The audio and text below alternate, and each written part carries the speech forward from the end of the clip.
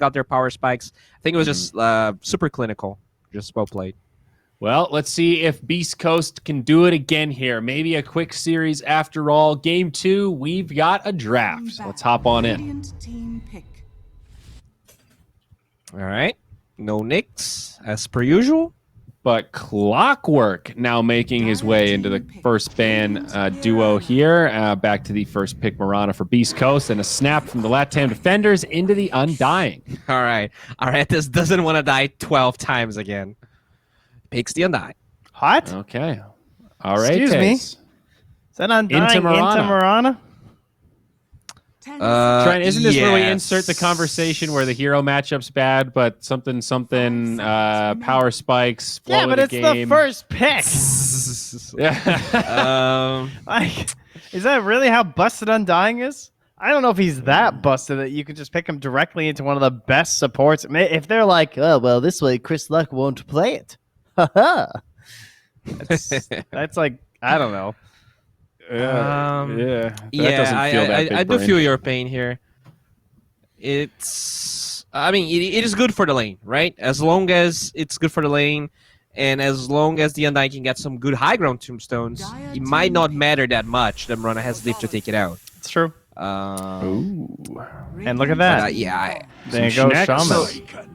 So is this Chris Luck Mirana confirmed, or could they be playing Shadow Shaman 5 here? I think it's likely Mirana mid, but as you said, there's a chance. You can do Shaman 5. You just need a 1 that can get away with it. 10 seconds remaining. And they have 9th pick on Beast Coast. So I think that increases the chances. I suspect this Mirana could be mid, picked this early. Lycan, though. The old Lycan. All right, well, Tide will probably get banned. Now, Trent, back to the stats here. Now, Valkyrie, I'm going to educate you, bud. This translates to Valkyrie. Valkyrie, and that's a StarCraft shout. He was a StarCraft player. Really enjoyed the animations and voice lines of the Valkyrie on Terran. So he copied that for his name. Now, follow-up fun fact here for Valkyrie, or the Valkyrie. Lycan, favorite hero. Listed in the top 3, number 1. So, for better or for worse, Latam defenders still going very much into the comfort zone here. Arete's doing similar. They know. Because next to Crystal Maiden, Undying is his favorite hero. So, the 1 and the 2 for so far. We're sniping it. I noticed a lot of very high Dota Plus levels for them in the last game, so they're certainly trying to stick to their comfort heroes, which I actually do think is a good idea versus someone like Beast Coast. Like, yes, you want to play as much meta stuff as you can, but to try and take away some of the edge and some of the nerves of playing against like the best team in the region, because I'm sure they must look up to some of these guys in some ways. Yeah. Then it would be good to be on some of your best like confidence level heroes. And I think 1-to-1, if you know your position versus the enemy position of the same, if they're better than you kind of definitively, you're best playing a hero you know really well. That's your best chance of trying to get an edge at some point. So I'm with it. I abide. Both teams, though, ready to push. I would like to cast the magic wand again as to what hero I'd like to see. I would like to see a Naga Siren, finally. Oh. I feel like Hector used to have these like crazy good farming patterns on like any hero, and I'd like to see him play like a big illusion hero like Naga. I think that'd be kind of fun. Like him and Dahak were like these guys that just like abuse the hell out of farming to like this whole new level. Naga and fun in the same sentence. All right, Trent has not left the basement for a long time. I'd get some fresh air there, buddy. I'm a little concerned. Naga's got all this like AoE versus Lycan. She's got the highest percent win versus the hero. It's like a 9% differential when you play against. I see a lot of resident sleepers in chat, Trent. I don't know. Gotta say, that's what she does. If they bend a Venomancer, I'm not sure we're gonna see a Naga. No, right? I don't think so. Not really a hero you're that afraid That's why of, I need the magic wand, dude. I don't expect to see it. I just like to see it. Other regions are picking the hero, making it look good. I see OG first phasing it and then throwing it on the 4 if they want to. Oh, dude, I hope we don't see any Naga. I actually had a position for Naga yesterday in a pub, and it was miserable. Oh, God. She was jungling at level 5.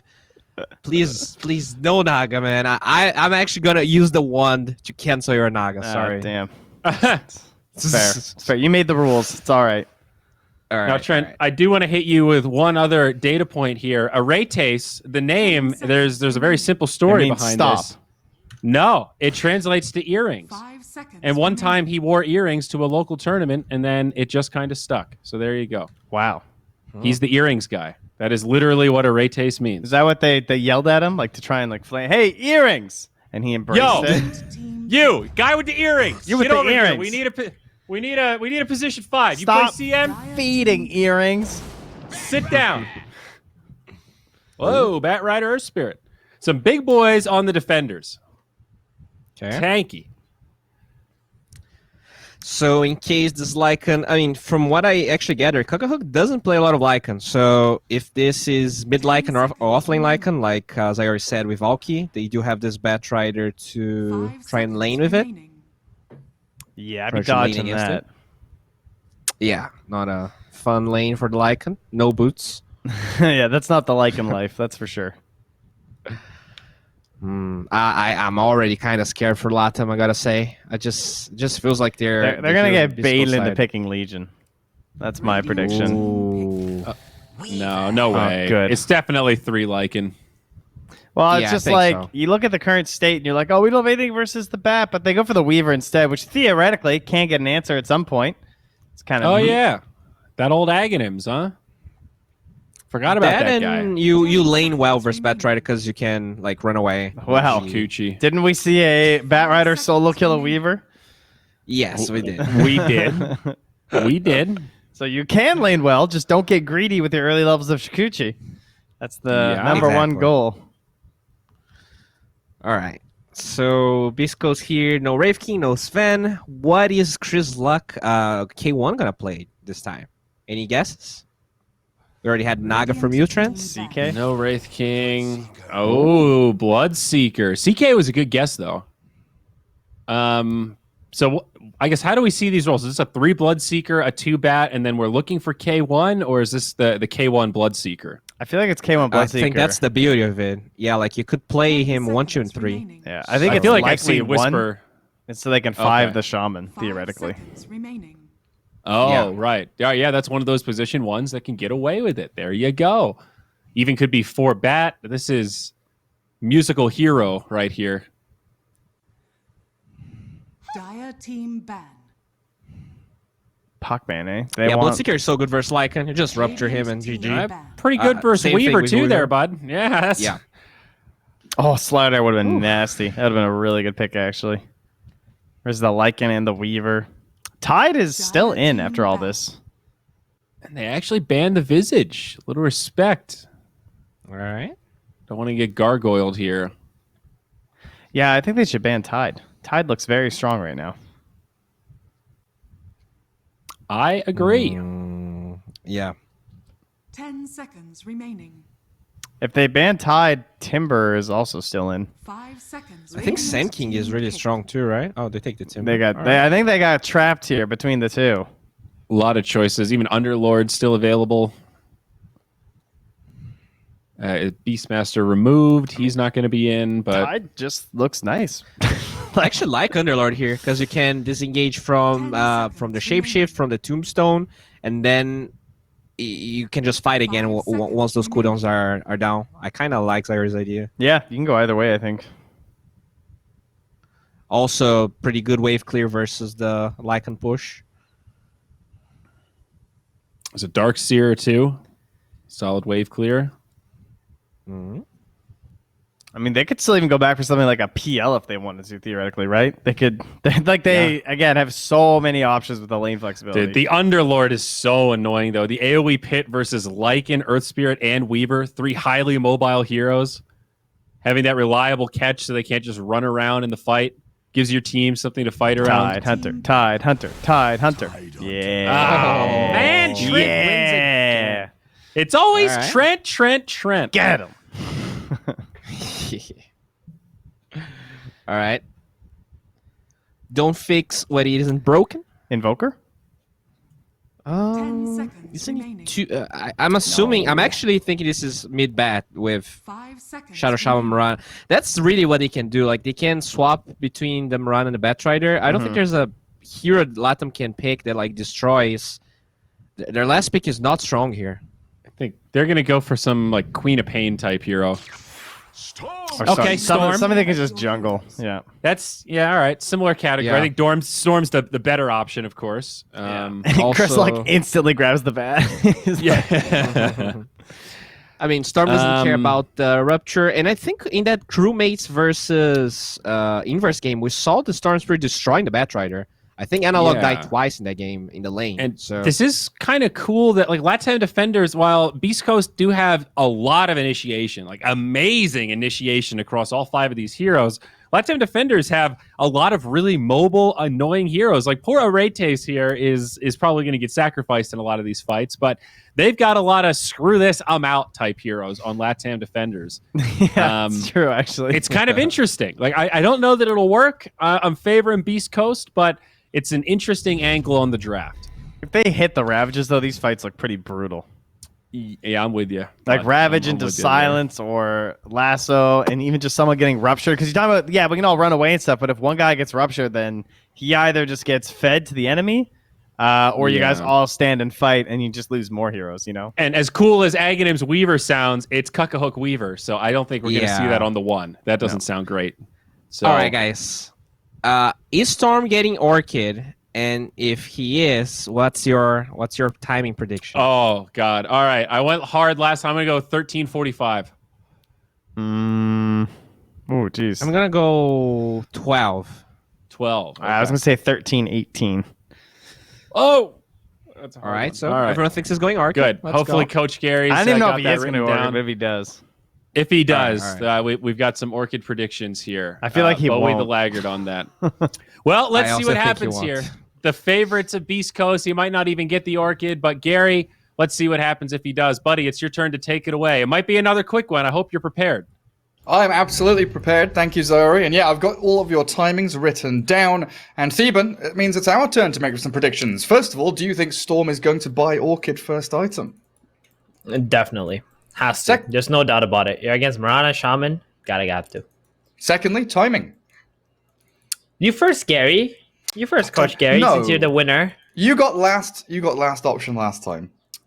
Oh man. I'll say okay, I'm gonna go ahead and say 12:59. 12:59. Right, I'm going to go in between you and Bo and say 12:34. All right. Looks good. So Bowie at 12, me 12:34, Theban 12:59, Trent 13:18, and Zayori, I think it was 13:45. We'll keep those timings all in mind. But yeah, game 2, Beast Coast up against the Latam defenders. It feels like a shade of the previous draft where Latam defenders need good lanes and to be able to win them to win the game. Yeah, they really do. I think the Lycan, though, can give a lot of potential in this draft by just sitting bottom, farming it up, maybe get your Storm to rotate for you when you have that Necro 1 and get a nice juicy fight there. Either you get the tower or the Tidehunter is forced to TP and use his Ravage. So either way, it's going to be something Latam defenders could utilize in the early game. That being said, though, I do think this Bloodseeker is going to find a lot of value against this Lycan and Weaver in this game. Oh, for sure. A nice little play by the Earth Spirit, rolling on that Bounty Rune. That does mean it's a 2 for 2, as Mirana was able to sneak one just in behind them. Returns to that top lane, Mirana tied again. The Gush, the arrows, the right clicks, and Aretas, this Undying in the top spot. Could have some worries facing him in the lane, as we already see the Gush, the arrow, and the right clicks take him down to about half HP. And a Curious Snipe for the Mirana too. Schofield already making things work up there for him. Yeah, it's a lot better to play Undying into this Mirana Tidehunter. Bowie! Chris Luck, who's up against that Storm Spirit as Bat in the mid lane. Storm already at 6-0 though with a Magic Stick. Starting to stack up those charges. That Bat Storm lane, it always feels like it could go either way. Like that first kill, it's very a very back and forth laning matchup. Yeah, definitely. I mean, I think at some point the Tidehunter is gonna have to commit onto this Undying, because the Undying is gonna place itself in a really weird position. and he's running out of regen right now already. So we're gonna see when that breaks out. It's gonna be a bloodbath here, Gary. Yeah, Especially see what it with the flourishes Weaver. into. Oh man, that mid lane. Look at Chris Luck. 5 stacks of napalm on the Storm, but the Overload and the Remnants. Doesn't care. Doesn't care. This is a really good matchup. I think we talked about this before, right? Where the Batrider can't really Firefly on top of the Storm because of that static Remnant and the Overload. It's so much damage. And then you get the pull under the tower as well. So even though he had 7 sticky charges on him, like Storm just doesn't care one bit. And just stands his ground. Keeps clicking him. It just feels him. It just feels him. Makes him stronger. He knows what's up. And in the bottom lane, every time I look down there, K1 is chasing heroes around, forcing salves to come, and last hitting to make himself top of the board. 13 and 4. 3-1. While Lycan, yeah, exactly, right? Lycan has nothing.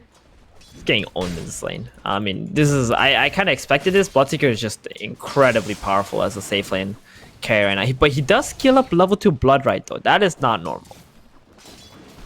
Interesting. I guess with Shackles and Hex, you're always going to guarantee that it lands, right? So, the first blood on the Storm comes from the Batrider. Got a little That's my cocky, I bad. guess. I got a little bit caught up in thinking about that Bloodseeker bottom lane. Well, yeah, the Storm Spirit there. Out of stick charges. Out of luck. There's Mr. Chris on this Batrider. Finishes off his bottle. And Earth Spirit was also forced to rotate in here. I mean, that sometimes happens, you know, if the Storm Spirit makes a few mistakes, but giving away first blood like that. Mirana's got him. Fairy Fire, maybe not. Oh, the Decay. One of the charges of Decay wore off on the Undying. Yeah, this Undying looks so sad. If you click on him, he's got no items in his inventory. Snipes the Courier. Easy money. Spectacular. Really great for that Mirana. 2 Courier snipes, 2 kills on the Undying. And Lycan down bottom in a real sticky spot, but Bloodseeker does have to retreat. Scared of where the Earth Spirit shots and die. And you can see Moonlight lurking. Thinking about a roll, but there's a salve for K1. And that top lane now, under that tier 1 tower for the Tide, means Whisper's going to be farming away. And that allows Schofield to go on a bit of a roaming mission around that first rune spawn. But it's a DD bottom for Na. Safeguarded by the Earth Spirit. But no bottle, though. Uh-oh. Oh, really? Yeah, he went boots first. I guess to try and get away from the Batrider here. Weaver top getting arrowed. Shikuchi out. There is that one sentry there on the right hand side of the lane. They're pinging it. Weaver's like, that's where their vision is. They can't chase me anywhere outside of that range. He literally pinged right on top of where the sentry is. So he's got a good read of that. As bottom lane, there it is. Shackles into the level 2 Bloodright. Silence and damage. K1 takes down Moonlight. This is like one of the saddest lanes I've seen in a long time. Lycan, Earth Spirit, literally no synergy whatsoever. And then you're fighting into 2 of the strongest position ones and support hero on the Shadow Shaman. Like, this Lycan's lane is absolutely miserable. But he does have levels, so if he can somehow get to a Necro 1 at a decent timing and get a rotation from the Storm, they can definitely get something going. Dire's middle tower is under attack. Some good bounty runes for Beast Coast as well. Valky does take 1, but it should be a 3 grab up for Beast Coast, with that 1 still remaining in the top spot. And it really does start to become this scenario where Moonlight's Earth Spirit, he's level 2 and he might be stuck that way for a while. Like, can he play into mid on the Batrider? Can he go top and roam onto Tide? All of these seem like bad options. Exactly. This Earth Spirit, I mean, they pick really good heroes against this Earth Spirit. Batrider mid, like, maybe it's probably the best target for him to try and kill. Talenter's lane is already impossible to deal with at this point. And they'll roll towards Mirana. Soul Rip, my goodness. They get the kill. Well, that's a free lane the for only Bat. person they can kill. Mirana doesn't get the leap off either. She had 10 stick charges. Didn't expect that Earth Spirit to show up. Yeah, it was a pretty instantaneous death with Boulder, the kick, and the Soul Rip. I'm seeing a lot of these Undyings, like, not max out Soul Rip anymore and max out Tombstone instead. How do you feel about that, Gary? I really like the 2. I like this build, like 1-2 build. Because then you have so much kill threat onto heroes where you're able to actually just take them down. Not so much for the heal onto your allies, but the actual ability just to swing a fight. But if you go more than this, I feel like you just lose all of the like efficacy, all of the strength of the tombstone because you're just not scaling as fast. Bottom lane, Shackles, Bloodright. Does catch the Lycan, but the Storm, Vortex up K1, Bloodseeker dragged back, the Fairy Fire and a Tango through the trees, forcing Storm to use a bit more mana than he wanted, but they should still grab the K1 kill. Another Ball Lightning's there, and Shadow Shaman also brought down under the tier 1. Very good reaction there from the Storm. And this is going to give Lycan a lot of space right now. I think, does he have the Necro Book coming out? No, he doesn't. He needs about 600 more gold, and then he'll have it. Bloodseeker now has to make a decision. Gary, is he going to go back bottom to defend against the Lycan, or is he going to go top and try to pressure up the tier 1 there? What's the answer? Well, actually, maybe he doesn't need to think about it because Lycan's smoking up with the Air Spirit. Oh, mid lane. Undying. Burnt They to want a the Batrider crisp. kill. He has an Invis though. That does not look like a possible kill. Yeah, they don't have any reveal on them. And Mirana's still here, skirting around that mid lane. Has level 2 arrow ready. Lycan sends some wolves out. Still smoked. But Chrysluk's Batrider is a very difficult target to go on. Maybe this 8-minute bounty rune is going to bait him in. Moonlight still hidden behind the trees. Chrysluk, the illusion rune, gets stolen away from him. But he just pops into Invis and he runs away. There's a dire sentry. He comes out of Invis now. Lycan shapeshifts. Chrysluk, he turns and fights. That was really a great setup by Latam defenders. Now moving towards Mirana. Patient. Very patient. Triple leaps. Lycan, give another rundown though with a shapeshift. Schofield, 2 more leaps to go. Lycan, you're not going to chase all the way into that tier 2.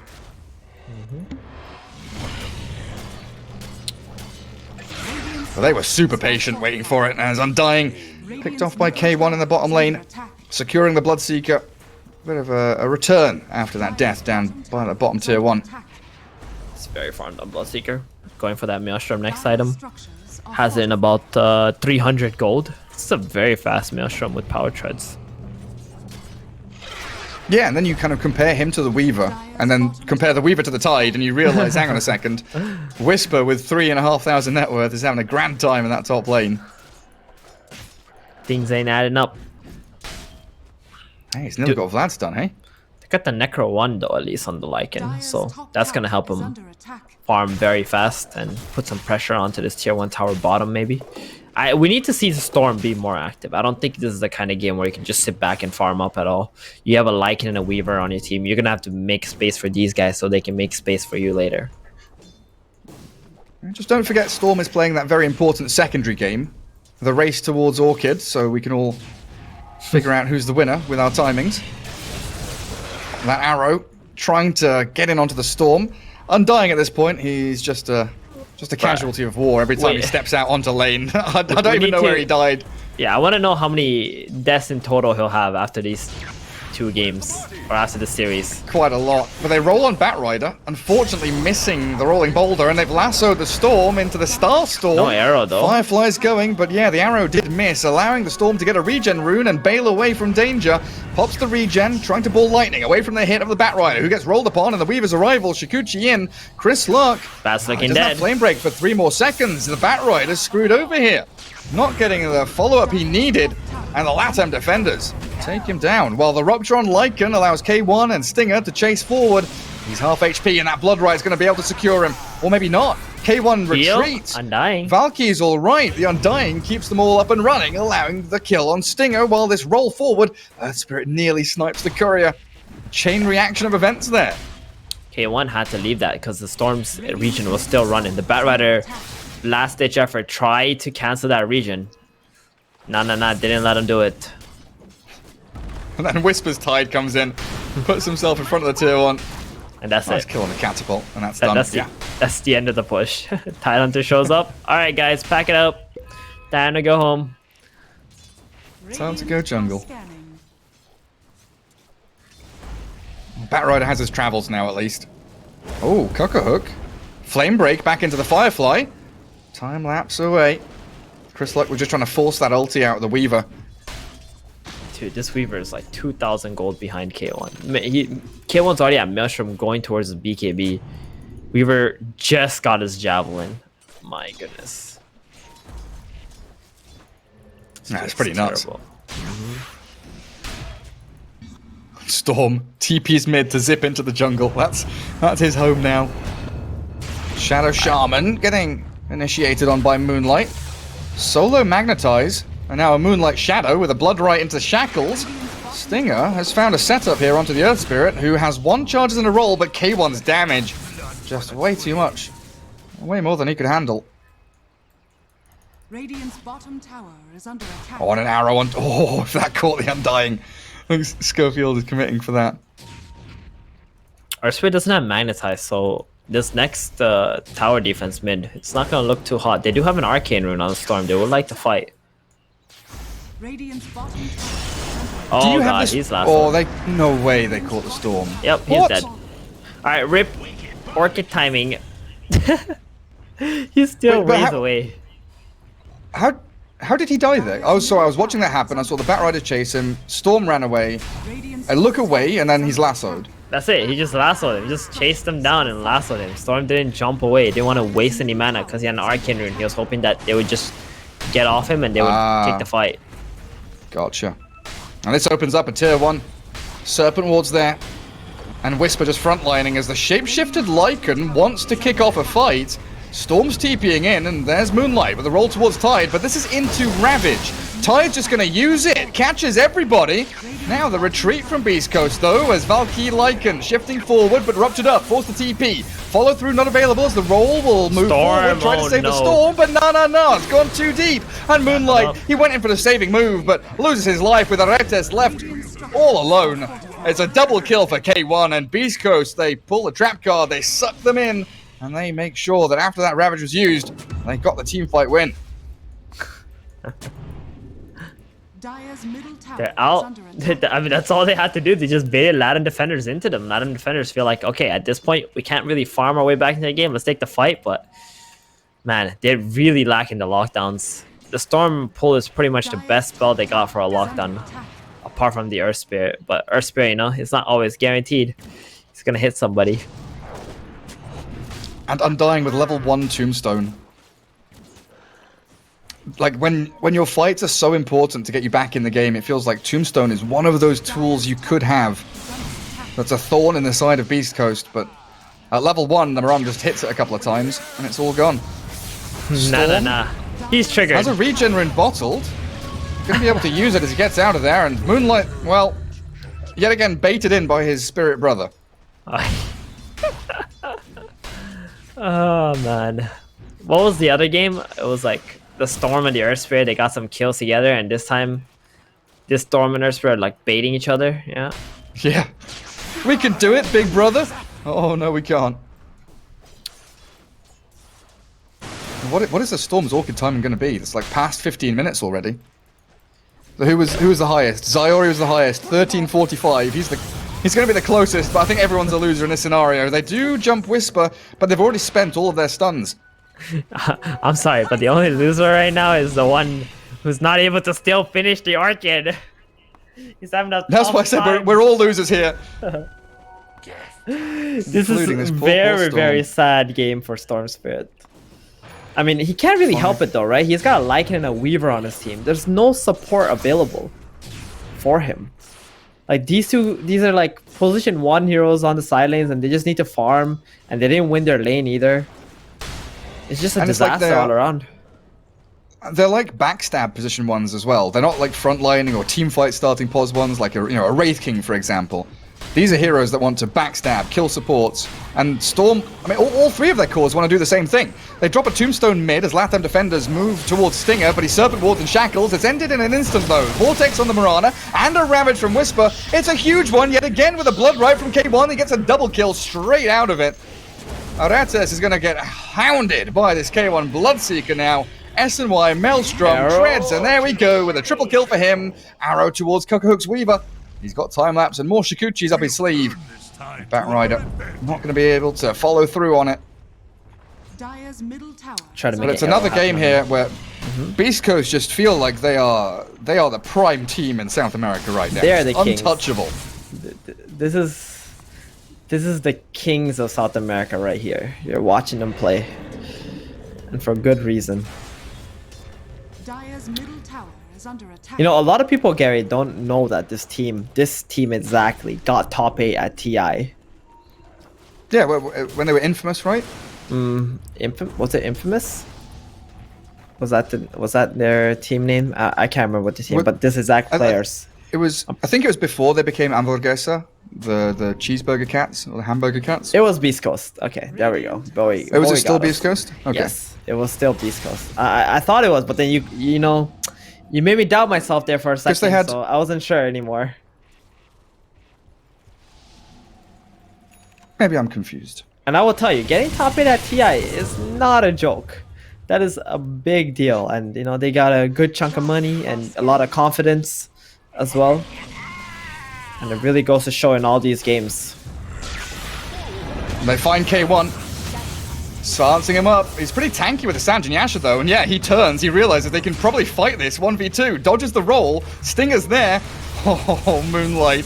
We've seen this story before. Storm has baited him in, and look at Schofield. He is very sneakily lining up an arrow, Starstorm, Spirit Vessel.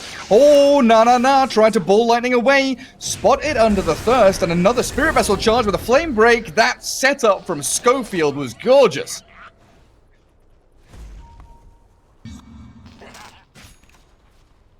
Yeah, it was infamous in 2019. Okay, I'm not crazy. I got debated by our South You got debated by Bowie. Yes! They were definitely infamous. Yeah, you're right. They were definitely infamous. That was doubting myself there for a second. Jeez. As soon as you mentioned Bowie's name, I'm like, yeah, okay, I concede. He's right. Yeah, they were infamous. They beat out Keen Gaming, Newbie, and then they lost to Secret 2-0. They were the Chinese Slayers in the loser bracket. Yeah, no one knew what to expect from them. Well, Tidehunter, Hood, Vlad's nearly with his pipe done. It's up in 2019. Oh, I forgot. Storm? I mean, he's got his Orchid. I didn't realize what time it was, but he's been ravaged and lassoed. He gets the pick off on the Shadow Shaman. The rest of his team's like, what do we do? Shadow Shaman buys back, the Undying drops his tombstone, and Aretes there, he's trying. Bless his little Undying heart, but he can't stand up against it. While K1, he ruptured the Lycan, but it is a swift TP home. As Schofield is picked off by all the summons. Where is that? In the Radiant Triangle? Yeah, it's miles away. And he's trying to look at the wolf. Hunt the courier, Wolfie. It's got a BKB on it. I mean, this guy is so far in the Bloodseeker. SNY, Maelstrom, BKB, not even 20 minutes into the game, Gary. I don't know what Bloodseeker's highest GPM at 20 minutes is, but this is somewhere up there. 600. Yeah, it's like 678. It doesn't read as an amazing GPM, but it's 20 minutes into the game. That's the kicker. Dire Outpost top, probably not going to last too long. 20 minutes hits and bounty runes have spawned. But Beast Coast here, yeah, they're pinging it now. Roshan Pit is fully under their control. They'll just walk it in. Not even bothering to take a team fight before it. They're feeling incredibly strong.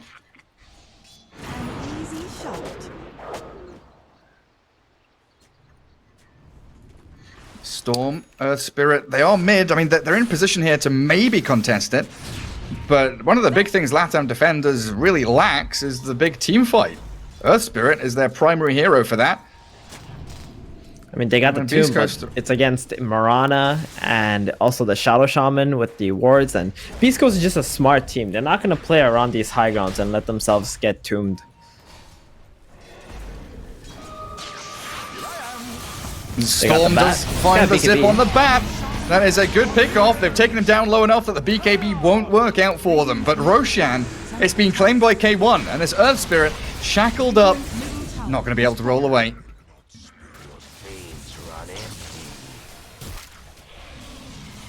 And that was a Storm with an Arcane Rune. Feels so bad when you're itching to fight. It's nearly Roshan time. You've got Arcane Storm, but you just can't find that easy access towards an actual team fight you can take. Wait, what was the timing on the Storm Orchid again in the end? I don't know. I didn't. I lost track. You just of it, gave honestly. up. You just gave up when it sorry. wasn't the time that you said. No, it wasn't just my time. It went past 15 minutes, and then we claimed Zyori was the victor because he had the highest number. So I just give Zyori the win. He needs one. Damn, the savagery. I mean, you know, Gary, like the previous game, I think Bowie was catching strays, and now you're sending some Zyori's way. Yeah, you got to keep them in check, you know. Lycan being kept in check by the Bat and the Mirana, very boldly pushing that top lane. Storm Spirit or the BKB from Chris Lark. What's he gonna do? Blink away? Try and fight? They're jumping in, jumping out. Schofield still trying to think about this leap into arrow play as they do silence the Mirana. They really have mana. But exactly, right? Nanana's like out of mana pretty much completely, but the Earth Spirit roll has been baited in by his teammate. The Storm has died, and Earth Spirit with Magnetize, he's gonna kill Chris Luck. That's a play. At the very least, he gets that done, but meanwhile in bottom lane... in Japan over here, this is what's happening. Going from Beast Coast to East Coast right now, off to the right-hand side of the map, the Weaver thinking about the backstab, but these Serpent Wards have already cleared through the tier 3, and Moonlight, oh, he's got to get out of the Blood Right. K1 still chasing, ruptured up Earth Spirit, finds the kill. And the Weaver, oh no, the Weaver arrow!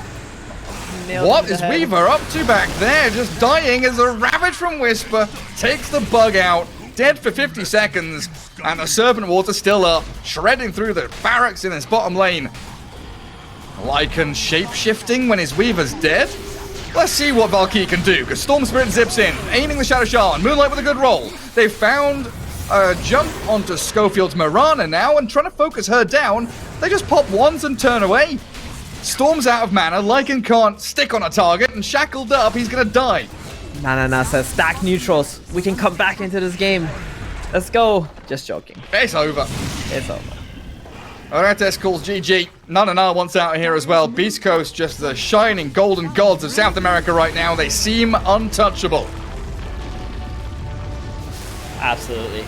I mean, I want to watch these guys play against Thunder Predator, SG. Those are some nice matchups, I think, for Beast Coast. You know, see how those games go. But yeah, I mean, this game was just absolute stomp. I mean, today we're just getting stomps after stomps. Gary. Yeah, pretty one-sided. Yeah, I mean, in this draft at least, what really happened was the lanes were just so favorable for Beast Coast, right? You got this Mirana, Tidehunter, Undying Weaver. Technically, they should have done well, but I think they got a little bit outplayed in the lane. And then the Bloodseeker Shaman, that lane was like 90-10 against Lycan Earth Spirit. There's nothing you can do as an Earth Spirit to like help your Lycan, you know, get any kills or anything like that.